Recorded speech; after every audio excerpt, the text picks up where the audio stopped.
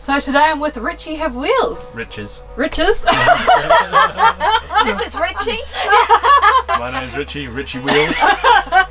It came from my money saving blog years ago when it was called Riches Have Wings, because it was all about if you don't look after your money, it's going to fly away. Yeah. And so my blog was always Riches Have Wings, because it's like an old saying thing. Yeah. And then when we took to the road, a friend of mine said, well, you're going to have to change your blog name now. What are you going to call it? What about Riches Have Wheels? So I'm like, okay. So how did you get into this lifestyle? What was the motivation? I've since found, from talking to people on the road, that before you go on this journey, most people go on another one to get to the point where they decide to just go off and do something completely different. And we found that with people that we've met around the place. It might be a health scare, maybe they've beaten cancer or had a heart attack or something like that, and they've been like, oh, stuff this, life's too short. I'm making the most of things, I'm going to make the most of every day. And for me, before I met Gareth, I'd been raising 2 boys on my own and paying a mortgage, and there was pretty much everything that could go wrong went wrong, from car accidents to illness. I had meningitis and pneumonia and just everything that could possibly happen. There were redundancies. Every time I got a job, it would fall through, or something would happen, or companies would go bust. And That sounds exhausting. it really, really was. It was really stressful. And we'd been living in Whangamata for about 6 years. We both arrived in town at the same time, didn't we? And met Gareth, and kind of brought us together at the beginning, stress. really. Just somehow he didn't run away. I don't know why, but it was sort of a love and travel that brought us together and gave us common ground. I thought that to live on the road, you had to be pretty much down on your luck. I think there is that thought process behind it. we're actually electively homeless, and people don't realise it's our choice, and people didn't realise that we, when we were living in a van, they didn't realise that we'd sold a house, and this was our choice to do this, And then you were working online and... Yeah, exactly. Yeah, definitely don't realise that we're working, and you get some well-meaning people come up and say, oh, you'll be wanting to get something bigger soon, and then one day you'll be able to work up to a house. And we're like, no, we've actually done the house thing. Never want a mortgage again. This is our choice to do that. What was the process from going from the van to the caravan? It happened really, really quickly, which wasn't the plan. We'd had a really tough winter. I'd been struggling with a few illnesses, and nothing to do with being in the van, but I needed a couple of surgeries and that kind of thing. And what we found that prior to my operation, I couldn't stand up. And the months of being sat had resulted in sort of a type of neuralgia, which meant that now any form of sitting was really bad for me, and it wasn't going to get any better. We're like, everything is at stake here. I said the only way that we're going to manage this is to go bigger. But we said, right, well, we're not going to rush into anything. We've made the decision, we're going to look around, but we're not going to rush. And I think the next day we found a caravan. Yeah, it's sort of one of the case of everything just falling into place, and you have to be a bit suspicious when everything just sort of lands there in front of you. But then, I know we got it checked out. But the first couple of nights, you're lying there in bed, and it felt really strange because there's all this room, and it's sort of, we weren't in our cozy little cocoon anymore. We were in this big open space, and it was cold, wasn't it? It was really quite cold. Yeah, that was a bit of a shock to the system, because people always used to say, God, you must freeze in that little van. We were never ever cold in the van. It was really everything was so compact that you only had to just turn the heater on low and it heats it up, no problem. True. It'd be -4 outside, and we'd still be in a t-shirt in the van, shorts. We really didn't suffer that way at all. We spent the first night in the caravan, and then he got up the next morning, and I watched him get out of bed, stand up, and walk to the fridge to get a drink. And I was just like, this is crazy. It was just so foreign to see him actually standing upright, let alone have to actually move somewhere to get a drink, because you'd sort of wake up and then you'd just reach over and grab something. Basically, I've been reading a lot of Jackie's articles. Yeah, we just wanted to get our side out about freedom camping, and there was so much going on in the media about there's mess here, it's terrible, and what the scum of the earth kind of thing. And we're like, hang on, we're we're not bludging off the country. We're, a lot of us work.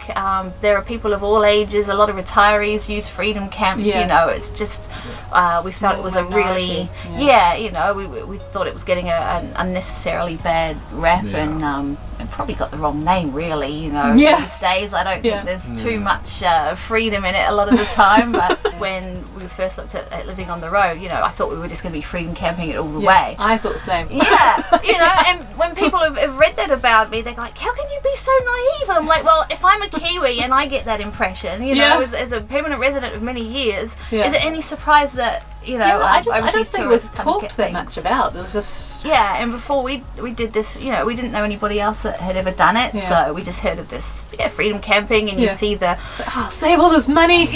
Exactly. Free camp everywhere, and it looks so idyllic because you see all these shots on the internet, right by this the beach, isolated motorhome at the foot of a mountain, and you think they're all like that, and then you find yourself parked outside the Wongamata Rugby Club for a night, and I was like, I don't want anyone to see me who knows us, this isn't supposed to be what it's about.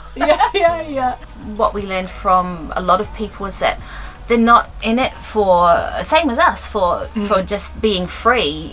They're quite happy to pay for the things that they need, they're quite happy to pay $5 to stay. This place is amazing. Exactly. $5 a night for non-powered. It's definitely, it's a user pays things, and when we first hit the road, we were doing a lot of paid campgrounds, and I think the lowest really was about $26 a night, and the highest was around $50. It was basically, I was a big wuss when we started, I'd read all this stuff about freedom camps. I was the same. It took me a while. I didn't understand self-containment or how NZMCA worked, so I was staying at all the paid campgrounds and I threw my money pretty quickly. Oh yeah, exactly. We realised that, I think, for the first couple of weeks, and I'd read all this stuff about freedom camp, like, it's full of hoons and you get drunk and party people, and I'm like, oh no, I don't want that, So I went to places where I thought it was nice and safe and all of that. We have a Caravan kitchen, which is I didn't even know that. It's a Facebook page. We tend not to cross the links over too much with Rich's Have Wheels, the main. I feel that they're very different. We have some people who follow both pages, but we didn't want to sort of bombard one page with the other and sort of this, I suppose Caravan kitchen was more my sort of baby last summer, and although you're the main recipe writer, I'm more the madman in the kitchen who he's a mad inventor. Whereas you're the writer, so you know how to lay it out nicely and sort of like we shall follow the instructions, and I'm more let's chop some of that in and chuck this in, chuck that in. So Caravan Kitchen's our cooking page, which we do all plant-based recipes. That was another reason why we kept it separate, because not everybody is interested in plant-based or vegan cooking, so we're kind of like, well, if you want to go and find some really good recipes that happen not to have meat or eggs or dairy in it, you can actually make some really cool stuff, and we've got heaps of recipes, so go and check that out. I think that's one of the big things that we've learned about this lifestyle, is that there are no goals or rules that you need to live your life by.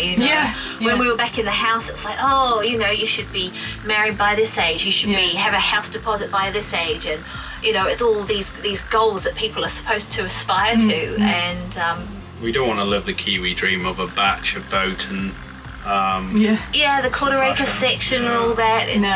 It's funny because before we started to live on the road permanently, we've first envisaged we'd just be in the van for a few months and look for land, but by the time we reached about the 6-month mark, we're like, we actually really like this, we don't want to stop doing what we're doing. And so although my initial leaning was towards a tiny house, this is basically a tiny house, So I got my tiny house.